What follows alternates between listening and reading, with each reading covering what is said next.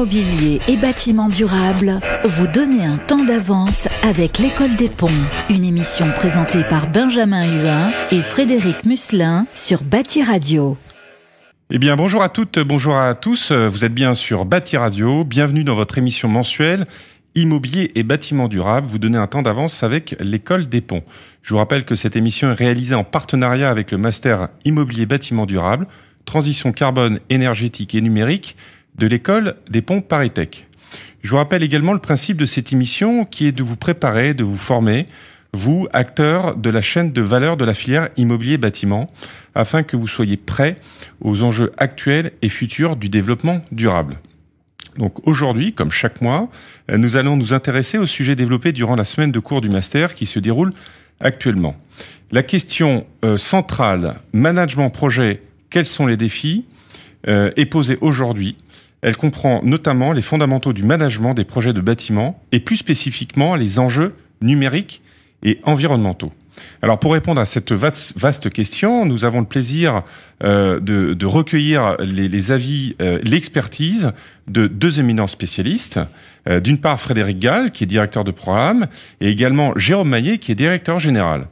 Enfin, à l'issue de cette émission, en conclusion, nous aurons le plaisir d'interviewer Arthur Laperrère, qui est data analyst, architecte notamment, et qui suit actuellement la formation du master.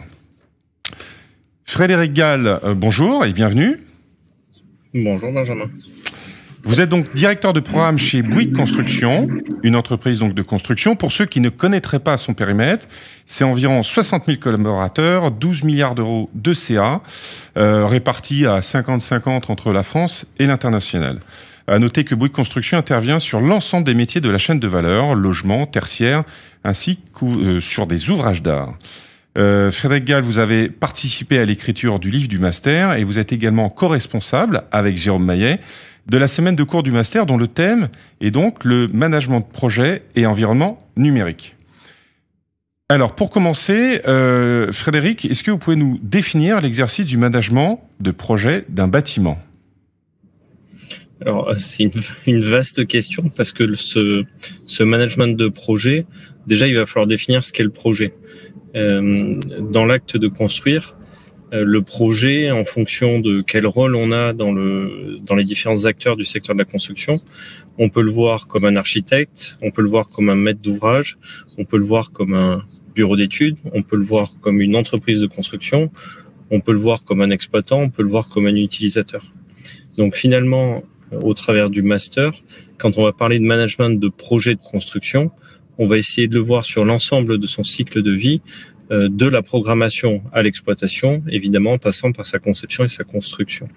Donc c'est cet ensemble-là qu'on va étudier, le rôle et les différentes fonctions et les différents rôles associés à ces différentes fonctions au sein de la chaîne de valeur. Et du coup, quand on parle management de projet, voilà, on a cette vue globale de la gestion d'un projet de construction. Très bien, on saisit bien la définition donc justement du management d'un projet. Vous faites appel, enfin vos interlocuteurs, ce sont des clients internes, des clients externes également. Justement, quelles sont à ce titre les difficultés que vous pouvez rencontrer dans justement l'élaboration du processus et la conduite du processus de management d'un projet ? Donc sur la partie conduite de projet, c'est un échange qu'on avait eu Benjamin, c'est que finalement que le client, que le maître d'ouvrage soit interne à une société ou externe, les difficultés sont les mêmes. Et ce qu'on avait mis en avant, c'est les difficultés liées au silotage du projet. C'est qu'aujourd'hui, on a des gens qui font la programmation, il y a d'autres personnes qui font la conception de ce programme, il y a d'autres personnes qui vont le réaliser et encore d'autres personnes qui vont l'exploiter sur un usage et donc dans une durée très longue, parce que entre le moment où on réalise la programmation et le moment où le bâtiment va être occupé, il peut se passer plusieurs années, les usages peuvent évoluer et donc il y a cette difficulté-là de désiloter l'ensemble de l'acte de construire, de sa conception à son exploitation. Et c'est aussi pour ça qu'on aborde avec Jérôme différentes thématiques comme le commissionnement par exemple, qui est de comment est-ce que je peux bien prendre en compte les problématiques les demandes, tout simplement, d'un utilisateur, et d'en faire un fil rouge de la programmation jusqu'à l'exploitation, et avec un passage de relais. Finalement, on essaie de faire 4 fois 100 mètres, mais plutôt un 4 fois 100 mètres, évidemment avec des relayeurs, qui se passent ce bâton, qui serait les demandes, on va dire, de l'utilisateur final de l'ouvrage. Donc on essaie de garder ce relais-là et faire en sorte qu'il ne tombe pas, pour garder la vision et répondre au mieux. Mais le maître mot est vraiment le désilotage de chacune des missions qu'on a citées. Alors, au-delà du désilotage, donc la difficulté que vous avez évoquée, vous avez exposée, j'imagine que votre discipline doit aussi intégrer des nouveaux usages, doit intégrer des nouveaux métiers. Comment voyez-vous justement votre métier à l'avenir ? Aujourd'hui, ce qu'on peut voir et ce qu'on voit arriver, c'est qu'il va y avoir deux sujets majeurs. Il y a évidemment le changement climatique. Je pense que c'est un thème qu'on aborde avec Jérôme depuis maintenant 6-7 ans. Il a jamais été autant d'actualité qu'aujourd'hui, malheureusement. Donc, on voit que l'intégration des contraintes environnementales dans ce processus global de construction va modifier la manière de faire, clairement. Le sujet financier reste en constant, et on s'aperçoit qu'on va avoir de plus en plus, on va faire de plus en plus pour résoudre ces différents sujets. Et quand on dit faire appel au digital, le digital n'est qu'un outil. Et ce qu'on va rechercher derrière l'utilisation de ce digital, c'est vraiment le carbone et la productivité de nos projets qui sont à améliorer. Donc j'ai vraiment envie de dire, les disruptions qu'on voit arriver, c'est la productivité, le carbone, et ensuite tout un tas d'outils, de moyens pour y arriver, appuyés par le digital. Et c'est des révolutions qui vont arriver, qui arrivent, qui sont là. On sent vraiment le point de bascule. Je pense notamment à l'industrialisation en fait aussi du processus de construction, notamment le préfa. Ça va transformer non seulement votre métier, mais peut-être plus généralement la filière tout entière. Est-ce que vous avez une vision par rapport à la filière là, en ayant une vision un peu plus macro sur son évolution? Bien sûr. L'industrialisation est pour moi aussi appuyée par le digital, un moyen pour faire face aux enjeux de productivité et de carbone. L'industrialisation, on peut la voir, on peut la mesurer à différentes échelles. Aujourd'hui, on le voit, le hors-site pousse énormément, et sur Bâti Radio, il y a eu énormément d'émissions liées au hors-site. Le sujet qui est poussé par le hors-site, si vous voulez, c'est quelle est la taille de ce que je vais préfabriquer. Je m'explique. Est-ce que je préfabrique une salle de bain? Est-ce que je préfabrique une chambre? Est-ce que je préfabrique un voile? Est-ce que je préfabrique une gaine palière, une gaine technique? Quelle est la taille du module que je vais préfabriquer? Quand on pose ces questions aux industriels purs, évidemment, ils préfèrent préfabriquer l'élément le plus gros. Quand on pose la question à des architectes, ils préfèrent utiliser des Lego techniques que des Duplo, si vous avez des enfants. Donc, ils préfèrent que le grain et que la taille de préfabrication soit la plus petite possible.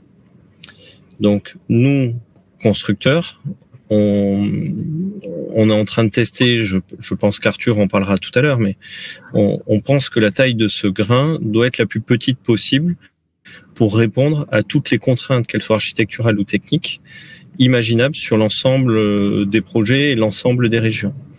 Donc, hors site, quand on parle de hors site, ça peut très bien être une gaine technique, donc un élément tout petit finalement en termes de volume, une gaine palière, qu'un module 3D préfa type une demi-pièce ou une pièce entière. Donc la vision qu'on a nous aujourd'hui chez Bouygues Construction, c'est qu'on va vers de l'industrialisation. Tout le monde met sa vision derrière industrialisation. Pour nous, industrialisation ne veut absolument pas dire standardisation, mais industrialisation des process, Et quand on industrialise les process, on peut garder vraiment une variabilité importante pour répondre à tout type d'architecture et à tout type de besoin. Okay. Bien, merci beaucoup pour votre éclairage sur l'importance, les enjeux du management de projet nécessaires à tout projet donc de construction. Merci beaucoup, Frédéric Gall. Merci. Merci Benjamin. Jérôme Maillet, bonjour. Vous êtes directeur. Bonjour. Vous êtes directeur général de CETEC Bâtiment, une société d'ingénierie pour les projets de bâtiments non courants. Vous êtes également président de BIM for Value, le premier cadre de référence des usages du BIM. Enfin, vous êtes élu au syndicat Syntec Ingénierie, le syndicat des sociétés d'ingénierie. Avec Frédéric Gall, vous êtes co-responsable de la semaine dédiée au management de projet, au master immobilier et bâtiment durable, transition carbone et numérique de l'École des Ponts. Vous avez également contribué à l'écriture de Immobilier et bâtiment durable, réussir la transition carbone et numérique aux éditions Erol, co-dirigée avec Dominique Naert, l'actuel directeur du master. Alors, Jérôme, Frédéric Gall nous a parlé de digital, d'industrialisation. Sur le volet plus lié au développement durable, quelles sont les performances environnementales qui sont attendues dans les projets de bâtiments ? Alors, ça aussi, c'est une vaste question. Hein. Donc, la notion de performance environnementale est là aussi susceptible d'interprétation et peut recouvrir un ensemble d'idées très différentes, de la biodiversité au bien-être des usagers, en passant par de la production d'énergie. Voilà, donc une des bases du management de projet, c'est donc déjà de clarifier les véritables objectifs du maître d'ouvrage. Alors, pour rester sur deux objectifs parmi les plus importants du moment, je vais parler d'abord du bâtiment bas carbone. Donc, un bâtiment bas carbone, c'est celui dont, sur l'ensemble de son cycle de vie, donc sa construction, toute son exploitation et sa déconstruction ou son recyclage, il émet le moins de carbone dans l'objectif de correspondre à la protection du climat. Donc ça, c'est le premier type d'objectif qui me semble le plus important. Un deuxième type d'objectif qui n'est pas tout à fait même, c'est la maîtrise des consommations énergétiques réelles, donc vraiment de la facture énergétique, plutôt pour des bâtiments qui existent déjà. Donc, qui n'est pas exactement le même objectif, même si effectivement les deux se recouvrent en partie. Voilà deux exemples qui me semblent parmi les plus importants en ce moment qu'on peut attendre, mais il peut y en avoir beaucoup d'autres de la part de bâtiments. Alors, quand on prend ces critères de bas carbone, de maîtrise des consommations d'énergie, comme vous les avez cités, mais bien d'autres aussi, quelles sont les conséquences sur le management des projets ? Alors, les conséquences sont multiples, à la fois sur quels acteurs doivent être impliqués sur ces projets, sur leur mission, sur les processus de conception, de réalisation. Donc, il y a de multiples conséquences. C'est ce qu'on essaie de mettre en lumière à travers notre enseignement master avec Frédéric. Donc, pour donner rester sur mes deux exemples. Donc, pour concevoir un bâtiment bas carbone, il y a une nécessaire collaboration très en amont, notamment entre architectes et ingénieurs. Voilà, un bâtiment dessiné effectivement sans tenir compte de l'aspect carbone, dès les premiers coups de crayon, on peut vraiment obérer ne serait-ce que la conformité à la partie carbone de la nouvelle réglementation énergétique et la réglementation environnementale. Voilà, donc ça demande, par exemple, voilà, sur cet exemple du bas carbone, il faut que dès les premiers coups de crayon de l'architecte, il intègre la dimension carbone, ce qui est quand même une nouveauté assez forte. Et puis sur le second exemple, il y a une idée fausse qui circule beaucoup, qu'on entend beaucoup, c'est que voilà, j'ai un bâtiment, finalement pour optimiser, pour maîtriser les consommations, il suffit que j'ai le bon outil, il suffit que j'ai le bon logiciel qui remonte les données, et là magiquement mes consommations vont être maîtrisées. Alors évidemment c'est faux. Alors c'est nécessaire d'avoir des remontées de consommation, c'est nécessaire d'avoir le bon outil. Mais encore faut-il le paramétrer pour qu'il donne les données intéressantes. Et ensuite, il faut des hommes, des équipes internes ou externes qui soient capables d'analyser ces données, d'agir pour obtenir les résultats attendus, à savoir la maîtrise des consommations. On voit bien qu'il y a des vrais enjeux, futurs liés à tous ces critères de consommation énergétique de bas carbone. De façon plus générale, quelles sont selon vous les clés du management de projet de demain ? Alors après une dizaine d'années bientôt d'exercice de notre master, nous, ce qu'on pense avec Frédéric, c'est il y a peut-être 3 points qui sont particulièrement importants. Donc je reviens sur le décryptage et l'explicitation des objectifs des projets. Donc quels sont les véritables objectifs derrière les projets? Ça c'est très important. Sans clarification des objectifs, on ne peut pas aligner l'ensemble des acteurs pour atteindre les performances voulues. Voilà. Donc premier point. Deuxième point. Le jeu d'acteurs dont parlait Frédéric est inévitable. Voilà, il faut comprendre, maîtriser les jeux d'acteurs, ne pas les nier, ils existent, et comprendre comment on arrive à les dépasser pour, une fois de plus, mettre l'ensemble de la chaîne de conception, réalisation, d'exploitation des projets au service des objectifs environnementaux numériques. Et puis enfin, peut-être l'art le plus évolué, c'est trouver les bonnes organisations. Donc il y a là aussi, on entend beaucoup des personnes qui sont très convaincues de telle ou telle forme d'organisation du projet. Il faut faire que des conceptions-réalisations. Inversement, non, c'est vraiment une absurdité. Les PPP, j'en veux plus. Voilà, donc on entend des choses extrêmement, souvent des positions extrêmement dogmatiques sur ces sujets-là. Nous, on pense avec Frédéric qu'il y a une grande diversité d'organisations de projets qui sont possibles, qui ont chacune leurs intérêts et leurs désavantages. Et que voilà, donc l'art du management de projet, c'est de choisir en fonction du contexte, en fonction des acteurs, en fonction des objectifs, quelles sont les formes d'organisation qui sont les plus adaptées. D'accord. Écoutez, merci beaucoup Jérôme pour votre éclairage qui est après un complément à ce qu'a dit Frédéric, mais on voit bien que la gestion de projet, c'est un art évolutif et il faut être adaptable et savoir anticiper, avoir une vision. Merci beaucoup pour votre témoignage. Merci Frédéric. Alors toujours pour approfondir ce thème qu'est le management de projet, nous recevons aujourd'hui Arthur Laperrère qui suit actuellement notre master.